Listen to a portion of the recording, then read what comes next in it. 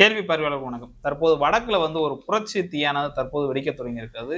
அது வடக்கு மட்டுமான்னு பார்த்தோம்னா, வடகிழக்குலயும் தற்போது துவங்க துவங்கி இருக்கிறது. அதாவது பாஜக அரசு இந்தியாவுல பல மாநிலங்கள் ஆள்றாங்க.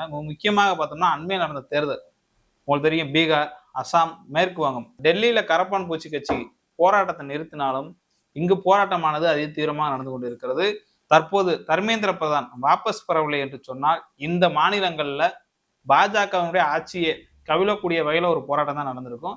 அந்த வகையில பீகார், மேற்கு வங்கம், அசாம்ல மிகப்பெரிய ஒரு பேரணியை நடத்தியிருந்தாங்க. இந்த பேரணியில AK-47 துப்பாக்கியில வைத்து காவல்துறை சுட்டதை வைத்து தற்போது அங்க மீண்டும் ஒரு பதட்டமான சூழல் வெளியாக இருக்கிறது. கரப்பான் பூச்சி ஜனதா கட்சி ஒரு அபிஷியலான ஒரு அறிவிப்பை வெளியிட்டிருக்காங்க. என்ன நடந்தது என்பதை பத்தி தான் நம்ம பார்க்கிறோம். டெல்லியில உங்களுக்கு தெரியும் ஜந்தர் மந்தர்ல நடந்த போராட்டம் டெல்லியை தாண்டி நாடு முழுவதும் மிகப்பெரிய ஒரு அதிர்வலை ஏற்படுத்துச்சு. ஒன்றிய பாஜக அரசை வீழ்த்துறதுக்கு யாருமே கிடையாது. நாங்க பெரிய அப்பாட்டக்கரு, எங்கெல்லாம் வேணா பண்ணிடுவோம். ஏன்னா சின்ன பசங்க, அம்மா பெரிய காங்கிரஸவே நாங்க உட்கார வச்சுட்டோம். நீங்க நேத்து பொடியீங்க, உங்களை என்ன பண்ணுவோம் அப்படின்னு ஒரு கருத்தை வச்சுக்கிட்டு இருந்த பாஜகவை ஓட ஓட விரட்டியிருக்கு சிஜேபி. சிங்கத்தினுடைய தலையை பிடிச்சு உழுக்கிற மாதிரியான ஒரு சம்பவத்தை சிஜேபி செஞ்சனால வேற வழியே இல்லாம தர்மேந்திர பிரதான் பதவி விலகிருக்காரு. பதவி விலகுதோடு நின்றுச்சான்னு பார்த்தோம்னா, அந்த பதவி விலகுறாருல அன்னைக்கு கடைசி போராட்டம் ஒன்று அறிவிச்சிருந்தாங்க. நாடு முழுவதும் அமைதியான முறையில் ஒரு போராட்டம் நடத்தணும். கரப்பான் பூச்சி ஜனதா கட்சி, காக்ரோச் அவங்க அறிவிச்ச அந்த அறிவிப்பு ஒட்டி வடகிழக்குல தீவிரமா போராட்டம் நடந்துச்சு. இதுல ஃபுல்லாக பார்த்தோம்னா அண்மையில் இந்த மாநிலங்களில் தேர்தலான நடந்துச்சு. அசாம் உங்களுக்கு தெரியும். அசாம்ல பாஜக ஆட்சியே வரக்கூடாதுன்னு சொல்லி பல மக்கள் வாக்களிச்சிருக்காங்க. ஆனா பாஜக ஆட்சி வந்துருச்சு.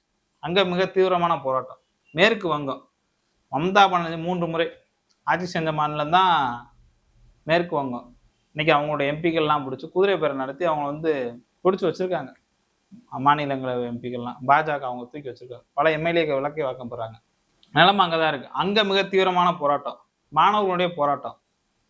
பீகார்ல கிட்டத்தட்ட பல்லாயிரக்கணக்கான பேர் பேரணியா போறாங்க. பாஜக அரசே பதவி விலகுன்னு சொல்லி மோடி அமித்ஷா நோக்கி உங்களோட டார்கெட் இருக்கு. கரப்பான் பூச்சியாவது தர்மேந்திர பிரதான் பதவி விலகணும், அதோட எங்களோட போராட்டம்ன்றன்னு ஒரு கருத்தை வச்சுட்டு அவங்க நின்ட்டாங்க. ஒப்பந்தம் போட்டு கொடுக்குறாங்க, நாங்கள் அந்த வாபஸ் வர்றோம், 1 கோடி கொடுக்குறோம், இன்னும் 3 கோரிக்கைகளுக்கும் செவிசாய்ச்சது தான் பாஜக. ஆனா அதையும் மீறி பீகார்ல ஒரு வன்முறையை திட்டமிட்டு நடத்தப்படக்கூடிய சூழல் தான் பாஜக இருந்துச்சு. மாணவர்கள் மீதான தடியை நடத்திருக்கு, துப்பாக்கி சூழல் நடந்திருக்கு. AK-47 வச்சு யார் சொல்ல சொன்னா? ராகுல் காந்தி ஒரு கேள்வி கேட்கிறாரு. உங்களுடைய உள்துறை அமைச்சகத்துல தான் இந்த இதெல்லாம் இருக்கு, நீங்க எப்படி சுட்டது உங்களுக்கு தெரியுமா அப்படின்னு ஒரு கேள்வி எழுப்புறாரு. தேஜஸ்வி யாதவும் அதை பிடிச்சுக்கிட்டாரு. அதாவது அங்க உள்ள பாஜக ஏற்கனவே நிதிஷ்குமார் ஒருத்தர் இருந்தார். தொடர்ந்து ஒரு 20 வருஷமா லல்லு பிரசாதோட கூட்டணி வைப்பாரு, காங்கிரஸோட வைப்பாரு, இங்கிட்டு மாறி மாறி ஒரு முதலமைச்சரான உள்ளே பல 30 எம்எல்ஏ சீட் வச்சிருந்தாலும் முதலமைச்சரா இருப்பாரு, 100 எம்எல்ஏ சீட் வச்சிருந்தாலும் முதலமைச்சரா இருப்பாரு. இவருக்கு ஏதோ ஒரு லக்கு அப்படின்னு பார்த்தோம்னா அவரை இப்ப பாஜக என்ன பண்ணிடுச்சுன்னா, வாங்க உங்களை மத்திய அமைச்சராக சொல்லிட்டு நியமன எம்பி கொடுத்து இன்னைக்கு என்ன நிலைமை வச்சிருக்காங்கன்னு தெரியல. இப்போ பாஜக வந்துச்சு, அவர் மேல் 7 பேருக்கு கொலை குற்றத்துல அவருக்கு தொடர்புன்னு ஒரு கருத்து வைக்கிறான். அப்ப இப்படிப்பட்ட பின்னணியில் கொண்ட ஒரு பாஜகவுடைய மாநிலத்தில் ஆளக்கூடிய மாநிலம் எப்ப இருக்கும், என்ன யோக்கியதையில இருக்கும் பாருங்க. இதுதான் பாஜக லட்சணம். மாணவர்கள் போராடுறாங்க, போராடிட்டு போறாங்க, அமைதியா போராடிட்டு போறாங்க. உங்களுக்கு என்ன வந்துச்சு? இன்னைக்கு உச்சநீதிமன்றம் கூட ஒரு கேள்வி கேட்குது, பாஜக அரசு தலையில கொட்டுற மாதிரி அவங்க அமைதியிலேயே போராடுறாங்க, உங்களை யாரும் தடியடி நடத்த சொன்னா? பெல்லட் குண்டுகளை வச்சு தாக்குறாங்க. பெண்கள் இருக்காங்களா, பெண்கள் அவங்களுடைய அந்த அந்தரங்க உறுப்புகள்லாம் தாக்குதல் நடத்திருக்காங்க. தொடர்ந்து செய்தி வெளியா இருக்கு. ராகுல் காந்தி வெளியிட்டுக்கிட்டே இருக்காரு. இப்போ பாஜக அரசனுடைய நோக்கமே இதுதான். இப்ப சிஜேபி ஒரு அறிக்கை வெளியிட்டிருக்காங்க, அடுத்த கட்ட போராட்டத்தை நாங்க துவங்கணுமா அப்படின்னு சொல்லி மோடி அமித்ஷா நோக்கி நேரடியா ஒரு கேள்வி கேட்கிறாங்க. அவங்க என்ன சொல்ல வராங்கன்றத காமிக்க, நாடு தழுவிய போராட்டத்தை நிறைவு செய்யும் எங்கள் முடிவு மத்திய அரசு தனது வார்த்தையை காப்பாற்றும் என்ற வாக்குறுதியின் அடிப்படை மட்டுமே எடுக்கப்பட்டது. அந்த வாக்குறுதியிலிருந்து விலகிச் செல்வது நம்பிக்கை துரோகமாகும். இந்த நம்பிக்கை துரோகம் இளைஞர்களால் ஒருபோதும் ஏற்றுக்கொள்ளப்பட மாட்டாது. அசாம், மேற்கு வங்கம், பீகார் உள்ளிட்ட மாநிலங்களில் பல்வேறு அமைப்புகளால் மாணவர்கள் மற்றும் பிற போராட்டக்காரர்கள் குறிவிக்கப்படுவது, கைது செய்யப்படுவது குறித்த செய்திகள் எங்களை வந்திருந்தன. இது எங்களுக்கு மிகுந்த கவலை அளிக்கிறது. பாஜக அல்லது NDA ஆளும் மாநிலங்களில் எந்த ஒரு போராட்டக்காரர்கள் மீதும் இப்போதோ அல்லது எந்த காலத்திலோ எவ்வித தண்டனை நடவடிக்கையும் எடுக்கக்கூடாது என்று இந்திய அரசு உறுதியளித்த பின்னரே கரப்பான் பூச்சி ஜனதா கட்சி தனது நாடு தழுவிய போராட்டத்தை நிறுத்தி வைத்தது. எனவே இம்மாநிலங்களிலிருந்து வரும் செய்திகள் மிகுந்த கவலைக்குரியதாக இருக்கின்றன. முதலாவதாக, ஒவ்வொரு போராட்டக்காரரும் நாங்கள் உறுதியளிக்க விரும்புகிறோம். தடுத்து வைக்கப்பட்டவர்களை விடுவிக்கவும், சாத்தியமான அனைத்து சட்ட உதவிகளை வழங்கவும் சம்பந்தப்பட்ட மாநிலங்களில் உள்ள சிறந்த வழக்கறிஞருடன் எங்கள் சட்டக்குழு செயல்பட்டு வருகிறது. இரண்டாவதாக, மத்திய அரசிடம், குறிப்பாக JP நட்டா மற்றும் ஜிதேந்திர சிங் ஆகியோரிடம் நாங்கள் கேட்டுக்கொள்வது இதுதான். தடுத்து வைக்கப்பட்டவர்களை விடுப்பது மூலம் நாட்டில் எந்த பகுதியிலும் எந்த ஒரு போராட்டக்காரர்கள் மீதும் கட்டாயப்படுத்தல் அல்லது பழிவாங்கும் நடவடிக்கைகள் எடுக்கப்படாது என்பதை உறுதி செய்வது மூலமே எங்களுக்கு அளிக்கப்பட்ட வாக்குறுதியை உடனடியாக நிறைவேற்றுங்கள். பதிவு செய்யப்பட்ட முதல் தகவல் அறிக்கைகள் திரும்ப பெற வேண்டும். இது தொடர்பாக எழுத்துப்பூர்வமான உத்தரவாதத்தை நாளை ஜூலை 28 அன்று எங்களுக்கு வழங்குவதாக அளித்த வாக்குறுதியை இந்திய அரசு நிறைவேற்றுகிறோம். நாடு தழுவிய போராட்டத்தை நிறுத்தி வைப்பதற்கான எங்கள் முடிவு நல்லெண்ணத்துடன் அரசு தனது வார்த்தைகளை காப்பாற்றும் என்ற வாக்குறுதியின் அடிப்படையிலே மட்டுமே எடுக்கப்பட்டது.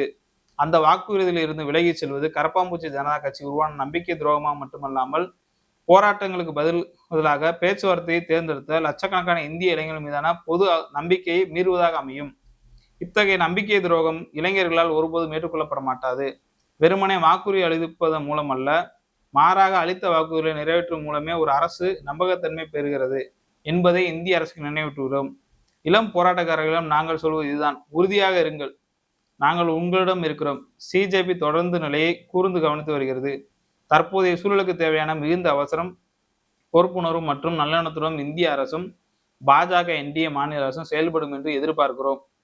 தடுத்து வைக்கப்பட்டுள்ள அல்லது கைது செய்யப்பட்ட அனைவரும் உடனடியாக, அதிகபட்சமாக நாளைய தினத்திற்குள் விடுவிக்க வேண்டும் என்று அவர்கள் மீதான அனைத்து முதல் தகவல் அறிக்கையும் உடனடியாக திரும்ப பெற வேண்டும் என்று நாங்கள் வலியுறுத்துகிறோம்.